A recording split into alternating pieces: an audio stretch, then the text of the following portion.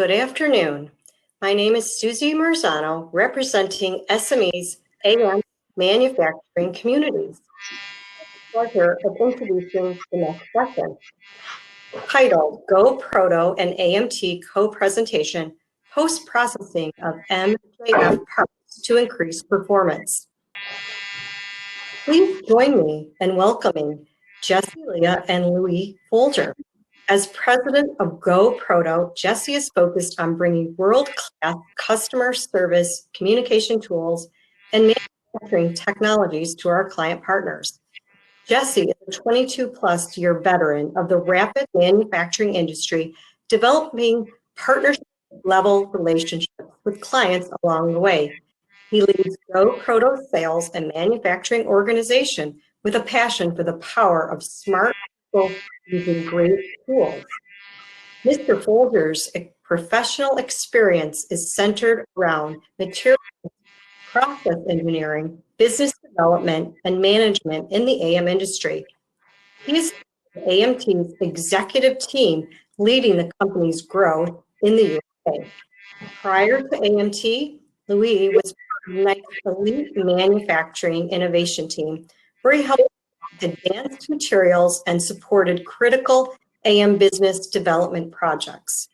His professional experience also includes roles at Paramount Industries, a 3D systems company, and defense, aerospace, medical, and consumer product industries. He served the industry through the Additive Manufacturing Users Group, AMUG, starting as vice chair and becoming chairman.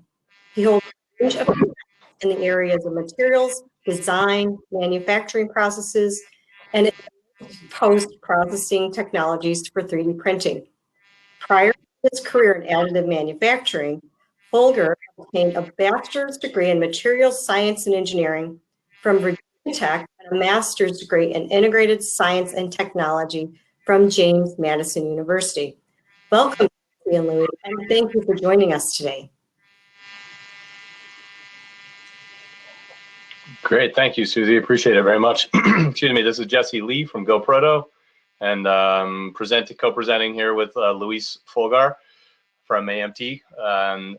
Appreciate everyone's time. I'm excited to be part of the of this marathon, and we're going to take the baton here for about a half an hour. I think we'll be actually just kind of speaking for 20 minutes or so, and then we'll get into some Q&A, and then of course we have our table open later in the day, and the presentation at that point, or the discussion at that point, starts I think at 1 o'clock Pacific time and 4 o'clock Eastern. So with that, I want to share screen. Luis, before I do, can you nod? Can everyone hear me okay? Is my audio working properly? Okay, good. Yes, you're doing good. Oh, good. Good to be here with you, Jesse. Great, thank you, Luis. Take So it I'm away. gonna share screen, and then I'm gonna go into PowerPoint here and the presentation mode. Make sure that's working. Great. So can you all see that screen, Luis?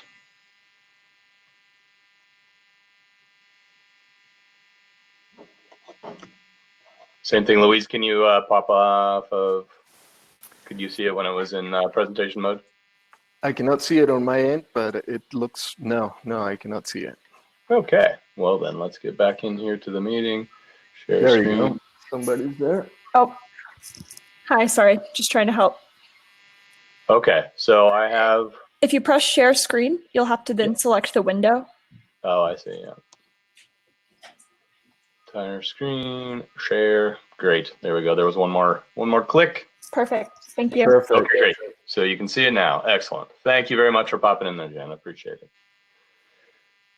Or was that on Sarah? Either way. All right, thank you very much. So just a brief presentation. We wanted to go through quickly and have kind of a discussion about taking multi-jet fusion, which is an amazing process to start with. As we all know, it's had a large impact on the additive space within rapid manufacturing, and just talk about some of the ways that we're able to augment these parts to help achieve different production objectives. So with that, we'll kind of launch into it. I just quickly kind of wanted to go through a bit about GoProto and what our company focuses on. We are a full service company focusing on everything from concept models or industrial design models designed to to communicate initial concept ideas and early prototype, early looks like, feels like kinds of models, all the way through high volume production. And then down at the bottom here, we have finishing that spans all of these technologies that we offer. So today we're going to focus on the additive space, though it's important to know that we come from a background of working through CNC machining, rapid injection tooling, sheet metal parts that are high volume production. We understand quality processes, we understand finishing processes required to make parts capable for end-use production. So in looking at how we apply some of those techniques and our entire quality plan around making parts in those processes, we're able to apply those to additive. So it's important to know that we come at this from a long history of understanding these various processes. So today we're going to focus on the multi-jet fusion, as I mentioned. So we're at 11:36, so trucking along quite nicely. So we'll focus on multi-jet fusion. Wanted to talk a little bit about it. For those of you that don't know, I just kind of want a brief little primer on multi-jet fusion. It's a powder bed technology, prints parts in production grade materials, so far all nylon based. Its exciting thing is that it's more capable than some of the previous 3D printing technologies in its ability to go into higher volume manufacturing. And for some, that is their end use production. In others, it's just we just need to make a lot of parts efficiently, and we want them to be in usable materials. So it adds some new capability that didn't exist until about 3 years ago. So our focus with this technology is prototype through production, 3D printing. The process is fast, it's very efficient and cost effective for everything from low to high volume quantities. We can make parts in production grade materials. They're very repeatable, they're accurate. We're getting really very good, consistent quality out of the process. We've got great part cosmetics, and I wanted to show some pictures here. A part that is just raw is on the right side, the little HP keychains. This is printed in assembly, so that HP spins around, so does the little part that connects onto your keychain. That's a part that's just been tumbled. Then down in the lower right is a part that's a lid that's been dyed. And then we've got a glass bead fill part in the middle, and then some dyed parts over on the left, including this, you may have all seen this video of this hoist part, this link, to show how strong it was. And then on the left is a part that's actually been painted, but it shows printed in texture, printed in graphics, a bunch of really difficult geometry. So we're able to make some really cool parts that are strong isotropic material properties. That means it's the same in all directions, it's very close. Most of the other 3D printing processes really suffer in the Z or the tall direction, and multi-jet fusion has this amazing ability to be similar in all directions. And then this process takes advantage of the many of the advantages that additive has, such as being able to make really complex shapes. Parts are printed in texture. I showed this printed in assembly, different materials, and so on. So that's why it matters. So it makes parts that are really cool, really nice, but there are things we can do after printing the parts, after doing the basic tumble, that will add some additional functionality to them that may take them from being able to be used in just a prototype and a early concept model phase. If you don't just want matte black, you might need parts that are UV resistant. You might need to make sure that they're chemical compatible. Maybe you have parts that are larger. What we're going to be talking today is up in the upper left quadrant, the smoothing that makes parts, improves the mechanical properties of the printed parts. It also makes them water and airtight, or tighter, I should say.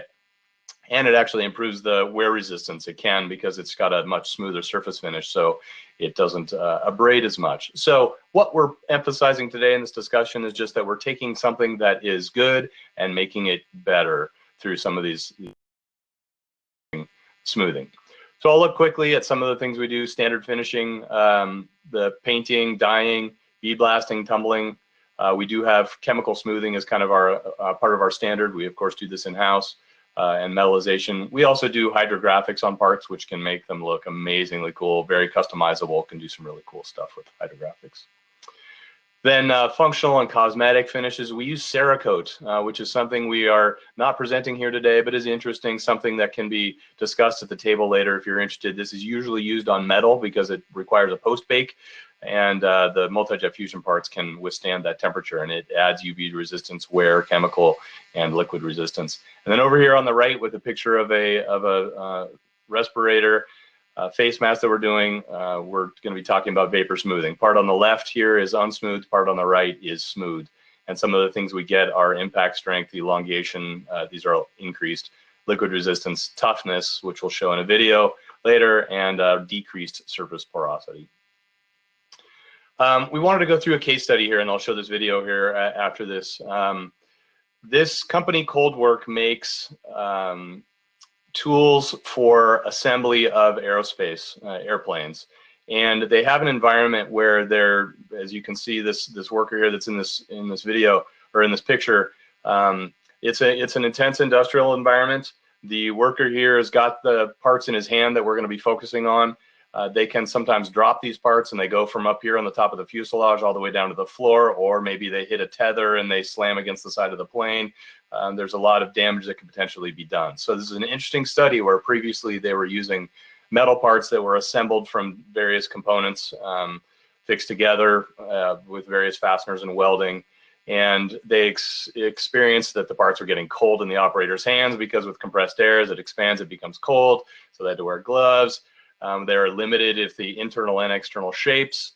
The parts were fragile, and downtime was expensive, and when the parts were broken. So here we went through with them and printed them some parts in multi-jet fusion. It solved most of the problems, but as I note here, it failed. I talked about, if you drop this thing, failed some destructive tests. The parts were breaking upon impact. And so we wanted to show a video here that talks about that. And Andera, if you can rest control here and then show the video, and then we'll roll over and Luis will talk some of the technical details of how the process works. Hi, this is Brad Dermott at AMT Inc. out here in Austin, Texas. We're here to do some destructive testing with pneumatic handles used in an aerospace application. We reached out to one of our production partners, GoProto, out in California, to produce these parts for us. These are off an HP 4200 PA12 material. This is a processed and unprocessed part.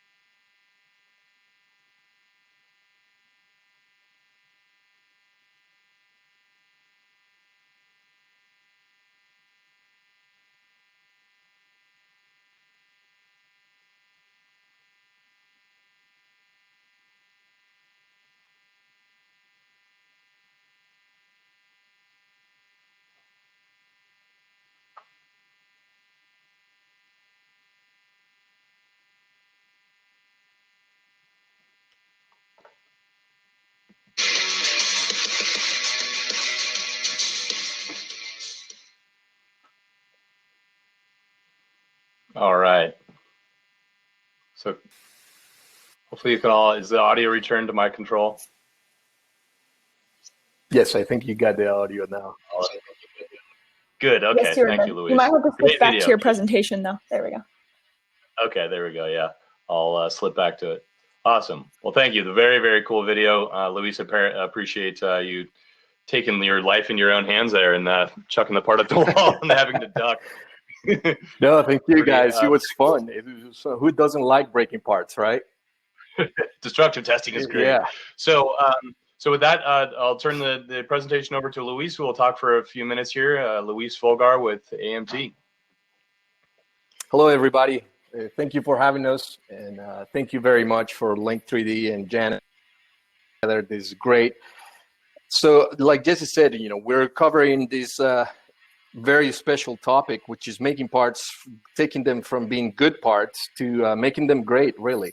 So we are Additive Manufacturing Technologies. I'm the Chief Technology Officer for the company. We're based out of Austin, Texas. We're headquartered in Sheffield in the United Kingdom. And we manufacture all our products in Veszprém in Hungary. We have a global presence. Our innovation center in Sheffield handles most of the applications and product development as we roll them to production into Hungary. And we handle here in Austin, Texas, applications development, installation support, supply chain, and as well the support for the APAC region, which is one of our latest additions to the global presence within AMT. To cover if we can go to the next slide, just to give you a sense, we are an end-to-end company. We handle everything as far as post-processing, fully automated solutions for post-processing parts. And it really is not just so much about post-processing, but just adding value through the post-processing technology. Our flagship product is the PostPro 3D, or surface engineering processing technology. We have the PostPro 3D Pro, which is an industrialized version of the system. And since it's a scalable technology, we also offer the PostPro Mini, which is geared towards academic institutions and also the maker space and for all the small design studios that do a lot of work and produce a lot of functional parts and trade show type of parts where the aesthetics are very important. But to dive into really the surface technology that GoProto has featured here, we're talking about PostPro 3D. This is the machine, it's got a working envelope of 600 by 400 by 400 millimeters. This is innovation at its work when it comes to additive manufacturing, because it truly is improving the performance of parts, and it's doing it in a very sustainable way. Without the use of water, using better chemistry, and reducing the amount of energy and the amount of labor that it takes to finish parts and to reduce the surface porosity, enhancing the properties. I will dive a little bit deeper into how this process works. There are different stages for the process. We start by loading your parts into the chamber, the 400 by 600 by 400 millimeter chamber. And then with a preset recipe for the given material, your parts are treated under vacuum at temperature and with a sustainable smoothing agent that we introduce in the vapor phase, in the vapor form. So we take a liquid, we turn it into a vapor, and as soon as the vapor touches the surface of parts, the action starts. The innovation around the technology is all the controls that we've developed to make sure that it's repeatable, it's controllable, and so that on the chemistry side, there is a good selection of the chemistry used with the chemicals from the material that you're using to produce your parts, so that we don't damage the mechanical properties of the materials, and so that we don't change the dimensions of your parts. So once the parts are inside the chamber, the smoothing action happens, and then the parts, there is a phase change on the polymer that going from solid to the liquid phase and back to the solid. This happens just on the outer layer, on the surface of the part.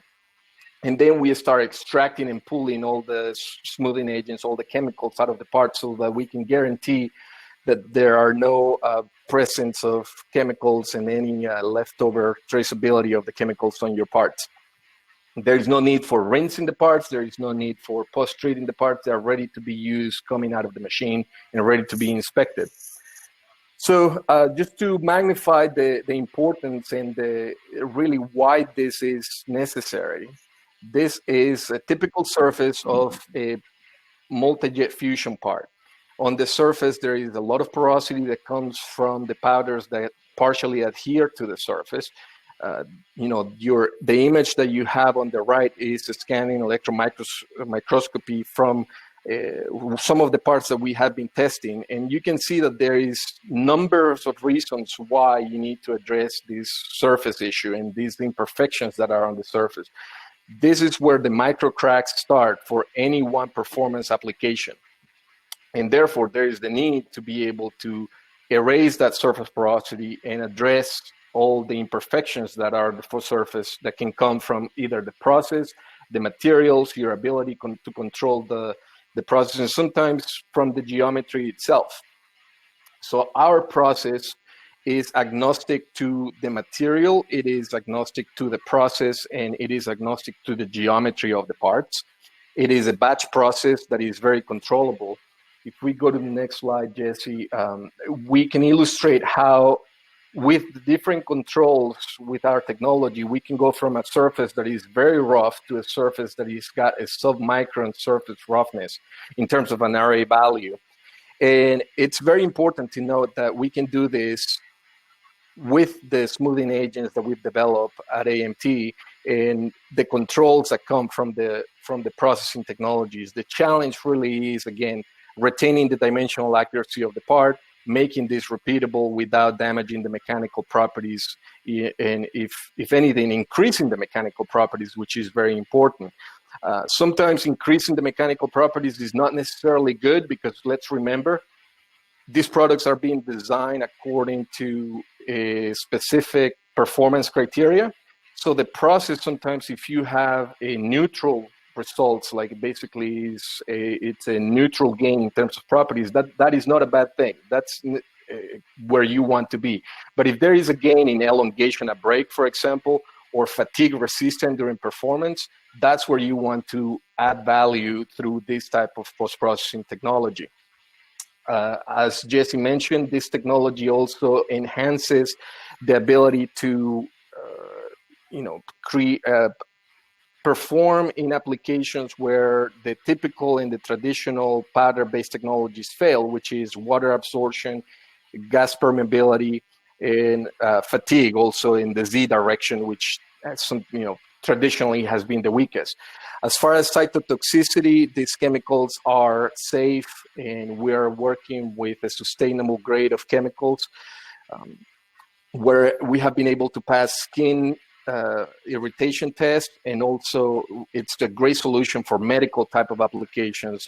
As you pointed out, Jesse, some of these respirator parts that are being printed currently, we have successfully used the technology for masks, for ventilator circuits, and we're staying busy supporting all the efforts, and we thank everybody that has been in contact with us as we get through this pandemic. But back to the performance, I think it's important to note the water absorption aspect of it is something that it's critical. I want to point out that the controls that we got allows us to have a very fine-tuned process by which, in a very controlled way, we're dissolving what is on the surface and using it to reflow and to seal that surface porosity. That creates this hydrophobic type of effect on your parts, as you can see on this image. If we go to the next slide, Jesse, I think what you will find out is that in a case study with HP's multi-jet fusion technology utilizing nylon 12, we were able to prove that we can use and tailor different recipes to achieve a repeatable, with each recipe, we were able to achieve a repeatable and tailored surface finish. So you can start with the surface as printed porosity and surface roughness, and we can tailor a very specific surface roughness. And with the given parameters, you can achieve it over and over again, which is very important for as you roll it out to production. If we go to the next slide, Jesse, these slides show you also that independent of the recipes that we've been using to treat these parts, we have been able to retain the dimensions of the parts, which is critical. In terms of the mechanical properties and the tensile strength for nylon 12, you can see the improvements on the modulus of the parts, the ultimate tensile strength, and the elongation of break. You see that we're not drastically changing the mechanical properties as far as the modulus of the part and also the tensile strength of the part. But the elongation of break certainly sees a big improvement, which will be critical for fatigue resistant and it's high cycle fatigue type of applications. And certainly the impact strength as illustrated in that great destructive test video. And for this particular application with cold case, that was critical. So with that, Jesse, I'm not sure if you would like to add anything to the experience that you've had with Post-Pro 3D, and for any questions that you guys may have. We'll glad to take them. Yeah, that sounds great. Thank you very much, Luis. So we've got about 4 minutes. Andera, do you want to go into the Q&A mode where you're able to address any of the questions that were brought up during the presentation? Hi, Jesse. I can. Oh, Susie will do it. Here's our first question. How does the post-processing process increase the part strength? That's a good question. I guess it's a little difficult because how does it affect it? It can increase the part strength in that it essentially increases the part's elongation, makes it a little more stretchy on a micro level. So if you have a flexible part, it'll make the part a lot stronger because as you flex it, it doesn't break. As we showed in the video, that same basic principle affects its impact strength, so that as the part impacts a wall or when you drop it to concrete floor, the elongation, it allows the part to stretch just a little bit rather than starting a crack that then propagates and the part fails. So it can impact that a little bit. As Luis said, wasn't it back on the presentation, Luis? It doesn't actually impact the modulus, ultimate tensile strength. Correct, because so somebody may say, hey, the reason why you're stretching the parts is because you're softening the part and lowering the modulus significantly, which is not the case. We retain the modulus and we're able to increase the elongation of break just by addressing all the surface imperfections, as you pointed out. Yeah, that's good. So it's also important here to note that this is pretty much, this is at the extremes. The basic MJF parts are really quite strong. This just makes them a little better because it smooths the surface and doesn't allow cracks to start propagating. Okay, Jesse or Louis, do you have a CT scan comparison of pre-post-process part, like in HIP? Do voids, porosities start showing up after cyclic loading, fatigue conditions? Great post-printing solution, by the way. Hey, cool to hear. Thanks. Luis, that might be a question for you. I do not have a CT scan. We do not have a CT scan. We have a lot of microscopy that we have done, and we have collaborated with others that have done CT scanning. But what you will find out is that we are addressing and erasing the surface and erasing the surface porosity. If you were to compare the before and after, the surface porosity that you have on parts, powder-based technologies, is about 15%. And so a lot of the porosity from a CT scan standpoint, you were going to see a lot of it coming in from the 15% of it coming in from the surface. Multi-jet fusion is quite good when it comes to the density of the part, at the core. So most of the surface porosity is what we're addressing, and the after CT scan, what we'll show is that reduction. You'll be able to quantify it and measure it. Okay, I think we have time for one more question. Do you have a CT scan comparison?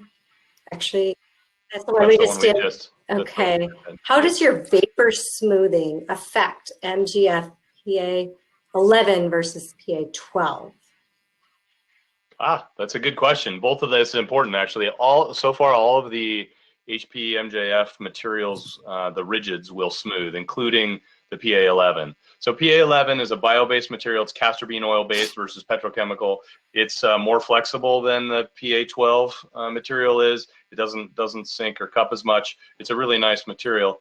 And then when you smooth it, it actually does the same thing as it does on the PA12. It improves the elongation, so it makes it even more flexible and more able to take impact, drop test, any of the kinds of mechanical strain that you would apply to the parts. It does the same thing with surface finish, cytotoxicity, all those other things. Although I don't think it's been tested for actually gotten the final approval on cytotoxicity.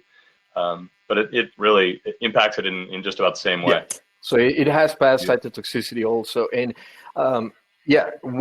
nylon 12, for example, will increase the elongation of break by about 20%. For nylon 11, that increase will be about 100 to 150%, just to give you an idea.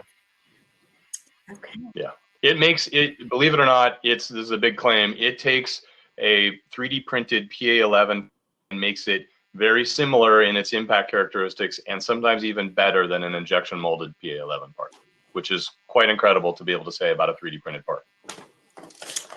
Well, thank you very much. And if it looks like we do have additional questions, and if you could catch up with Louis and Jesse later on in the networking sessions, that would be great. Thanks so much. Thanks. Sure, Thank you, Jesse. We'll be on at 4 p.m. Eastern. Thank you, Louis. Appreciate it. Bye. Thanks, everybody. All right.